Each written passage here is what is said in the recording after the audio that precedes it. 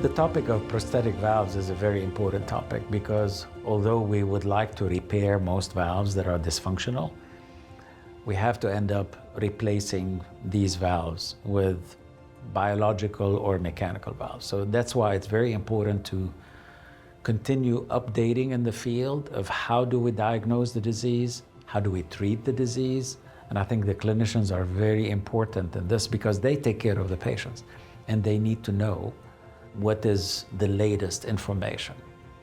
There is another facet to that, which is for the imagers. The imagers have to update themselves with the latest of technologies. And nowadays we have so many technologies for us to be able to understand what the dysfunction is and hopefully how to treat it. I think there are very important messages for the clinicians as well as the person who are evaluating these valves, usually cardiovascular images with either echo, CT, or MRI. I think number one is get a good history. The history is whether the individual has symptoms, yes or no, to evaluate them and treat them. But importantly, to understand what kind of valve was put in this individual. Most individuals will have a card saying the type of the prosthesis and the size of the prosthesis. Interestingly enough, it really depends on the type and the size of the prosthesis that you're left with, a certain gradient or pressure within the heart that is being evaluated. So if you don't know the type and the size of the prosthesis, you will lose a lot of information. So I think that's number one. Number two is, for the imagers, it's very important to know where the prosthesis is. If it is in the aortic position, mitral position, tricuspid position, imaging may be different in these positions. So they need to know where, because if there is a problem, you have to escalate it to what's called advanced imaging. Advanced imaging is a transesophageal echocardiogram or a cardiac CT. So this is where to understand which next step do you take.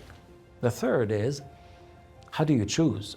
How do you choose to go with a transesophageal or a cardiac CT? For mechanical valves, cardiac CT is more superior. For biological valve, I think most of the time you could do a transesophageal echocardiogram. The other thing is, in transesophageal echocardiography, similar to the surface echocardiogram, the ability to see a valve well depends on where it was implanted.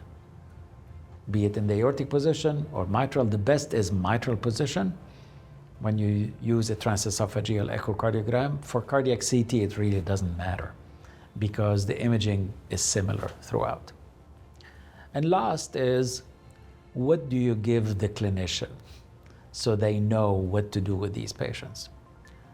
You have to be transparent with the clinician because they are the ones who are going to decide what next to do. How do you evaluate the patient? Meaning, if I have difficulty reading the study or making a final diagnosis, I have to relay it to the physician. I'm not sure. There could be a prosthesis narrowing, so you need to do something, as opposed to a dogmatic approach. Normal, abnormal, always sure. So relay the sentiment that you're feeling to the clinician so they know what else to do and how to treat a patient. The future is already here and there will still be evolving. I think if you tell me 10, 15 years ago, where were we? We were mostly at the echocardiography as opposed to involving cardiac CT. So imaging is much better compared to where we were even 15 or 20 years ago. So imaging technology has improved so much. The latest CT technology has even higher resolution to be able to see what the problems are. So I don't foresee newer imaging modalities completely. They're going to be the ones, echo and CT are going to be the major modalities for us to use. The question is, how do we use them? And is there advancement in artificial intelligence to try to help us diagnose disease? There could be, a relation of artificial intelligence to try to help us put the whole picture together. How is the heart? How is the heart function? How is the heart hypertrophy? What's the relation of the gradient? If there is a valve leak, and you put all this information to give the clinician an idea about risk of this individual and when to act. So I think AI putting all these things together, that usually our human intelligence is variable among individuals, right? AI is rather a bit more uniform, I would say. I think this is where the technology hopefully will help us in diagnosing as opposed to recommendations for treatment. And last, from a possibility that is not for diagnosing diseases, the field of prosthetic valves itself. This will be evolving a lot. So over the past 10, 15 years now, we have percutaneous valves that you can put in with a catheter. These are improving. We don't know the long-term viability of such. So far at 10 years, it's not bad actually compared to what we were expecting. But I see newer valves that are being engineered now, hopefully, to have less of the problems of durability. The biological valves usually on average have about 10 years durability. They start calcifying, and they start degenerating.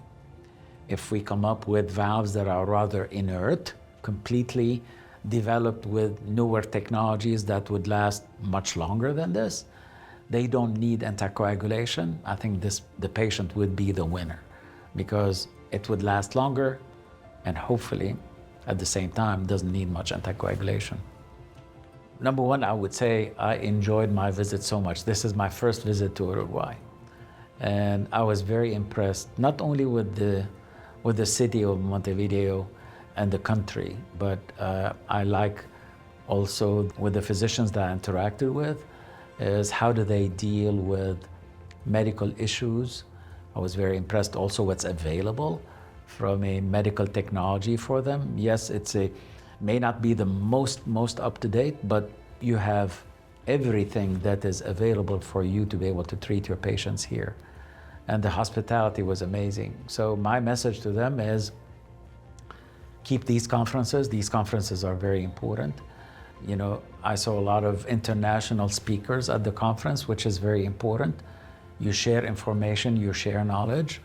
We have a YouTube channel, you know, from my institution, the Baker Heart Institution, that is sharing information for free throughout the world.